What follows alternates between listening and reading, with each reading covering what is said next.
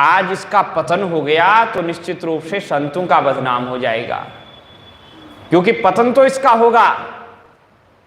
मेरा अपमान कर रहा है, एक साधु का अपमान कर रहा है, जिसने आज तक कभी असत्य नहीं बोला, झूठ नहीं बोला, जो सहनशीलता का स्तंभ है, उस व्यक्ति का अपमान होगा तो निश्चित रूप से गिरेगा। इसलिए इसका तो कल्याण होना चाहिए।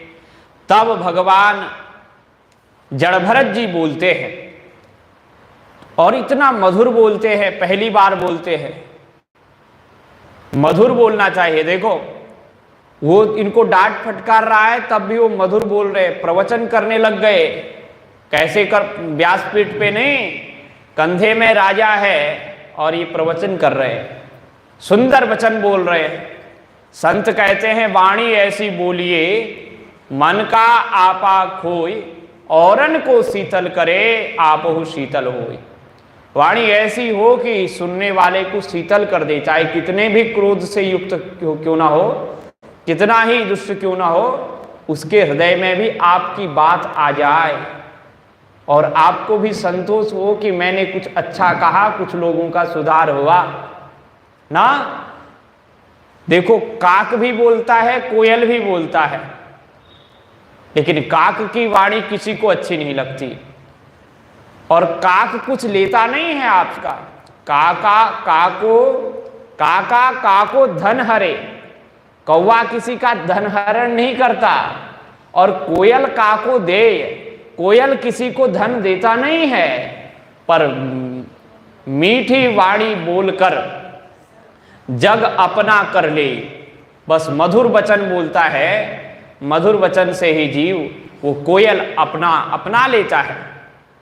तो कंठ में मधुरिमा न होती तो शब्द विषपान कर गया होता, एक महात्मा कहते थे।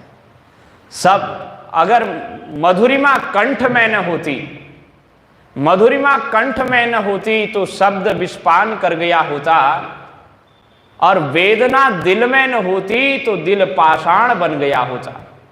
वेदना दिल में न होती तो दिल पाषाण बन गया होता, पर याचना भक्त में न होती तो भक्त भगवान बन गया होता। याचना भक्त में न होती तो भक्त भगवान बन गया होता। तो भक्त में कुछ छोटापन, निजता ये रहती है, वो अपने को भगवान का दास ही मानता है। इसलिए वास्तव में तो वह भी ब्रह्म स्वरूप ही है। यहां पर श्री जड़भरत जी ने जो उपदेश दिया है वो अत्यंत अद्भुत उपदेश दिया है। जड़भरत जी को लगा कि जिसको मैंने खूब कंधे पे ढोया जब मृग रूप में था, वो मृग ही तो रहुगण बना है, मृग ही रहुगण बन गया। साधु का संग करने से एक मृग तो जो है राजा बन गया, और एक संत जो मृग का संग किए तो वो क्या बन गए, मृग बन गए थे। मृग बनने के बाद फिर जो है अपने प्रारब्ध से ब्राह्मण बन गए थे। तो अच्छे लोगों का निरंतर संग करो तो ऊंचे चले जाओगे, और नीचे लोगों का संग करो तो नीचे चले जाओगे, चाहे आप कितने ही अच्छे क्यों ना हो। तो इसलिए अच्छे लोगों का ही संग करना चाहिए।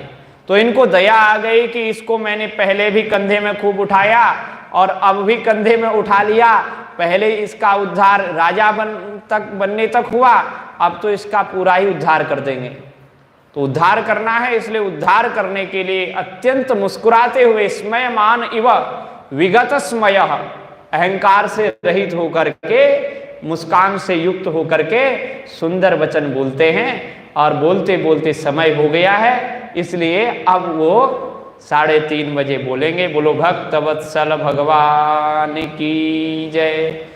अपनी वाणी को भगवान श्री कृष्ण के श्री चरणारविंदों में समर्पित करते हैं और उनसे प्रार्थना करते हैं कि प्रभु हमारी मति गति रति अपने श्री चरणारविंदों में बनाए रखें। यही प्रार्थना के साथ में नाम संकीर्तन। जय जय राम कृष्ण हरि, जय जय राम कृष्ण हरि।